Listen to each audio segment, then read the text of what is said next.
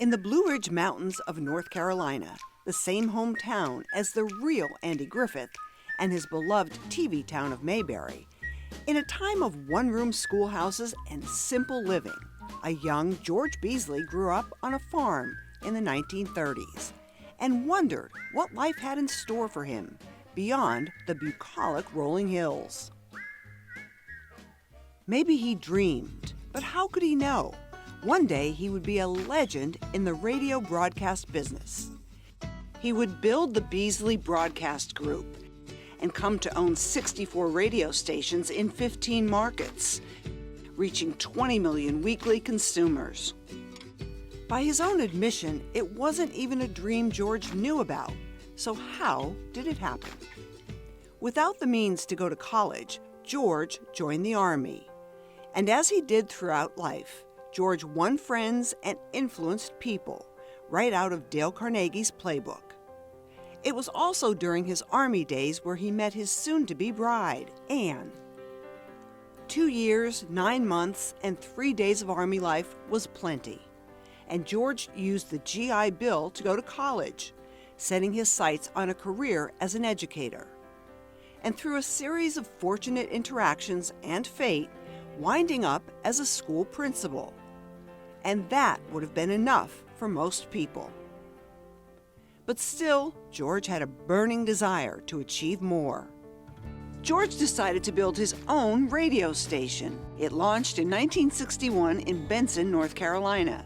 The AM station's call letters, WPYB. Over time, and with a growing family of 5 children, George didn't shy away from the risks of radio. You set goals for yourself. You set this goal, and once you've achieved it, you want to set another goal. After 5 years, George sold the first station at a profit and bought another, more powerful station in a larger market. And that's how it went for George's career in radio. He left education and never looked back. Each decade saw greater radio expansion in bigger and bigger markets as Beasley Media Group marched toward the West Coast. FM was growing, and George's company was reaching more and more listeners and advertisers with great success.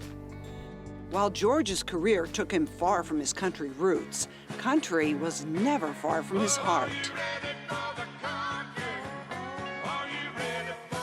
In 1984, he proudly launched the nation's first country format radio station, WXTU-FM, with the iconic Waylon Jennings song, "Are You Ready for the Country?" again defying the odds. He loved country, and country loved George. Beasley Media Group swapped the station in 2014 in an asset exchange agreement, but reclaimed it in 2018, bringing it all home to Philadelphia where it all began, joining the company's other 6 successful country format radio stations, including WKLB-FM in Boston. Along the way, 4 of George and Ann's 5 children joined the company and earned well-deserved managerial positions. His daughter Caroline now at the helm as CEO. With 60 wildly successful years in radio, the company headquarters in Naples, Florida. That's where George and Ann call home. Some of the next generation of Beasleys, George's grandchildren, are now making their way into the radio business as the company has expanded into all digital platforms and entered into the world of esports, purchasing the Overwatch League's Houston Outlaws and investing in Detroit's Team Renegades in 2019. Enjoying his blessed life at age 89, George is grateful for all the opportunities and the lucky circumstances that have helped Beasley Media Group become one of the most prominent family-operated radio broadcast groups in America. And along the way, he never seemed to lose the nostalgia and the intuition of that little boy who wondered what was beyond them there hills.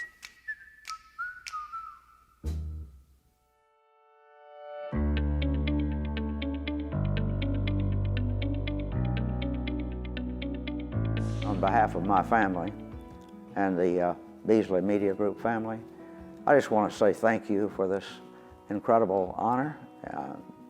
I never expected to receive it, but I feel as lucky as almost any man alive. This just doesn't happen by waving a flag or saying I'm going to work today.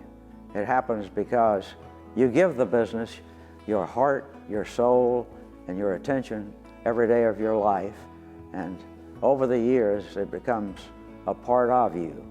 I'd like to thank our dedicated employees for all that they do on a daily basis. We certainly would not be here without them.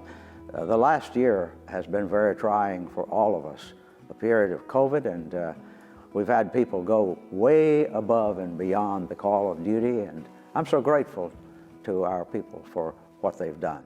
Our company is still in business thanks to them. And I'd also like to thank my wife, Ann, and my family for all the support that they've given me over the years. My children, 4 of my 5 children, work in the business, and I'm proud of that. None of them were ever asked to come into the business. They decided on their own, and they've done well, and I'm very pleased to have them in the business. They mean everything to me, and my wife has just been so supportive throughout the whole thing. I say thank you for this incredible honor. It means a lot, and well, it only happens once in a lifetime. They've been 60 of the happiest years any man could ever expect to have, and I would dare say I don't know of any person that's had any greater life and enjoyed it any more than I've enjoyed my 60 years in broadcasting. Thank you very much.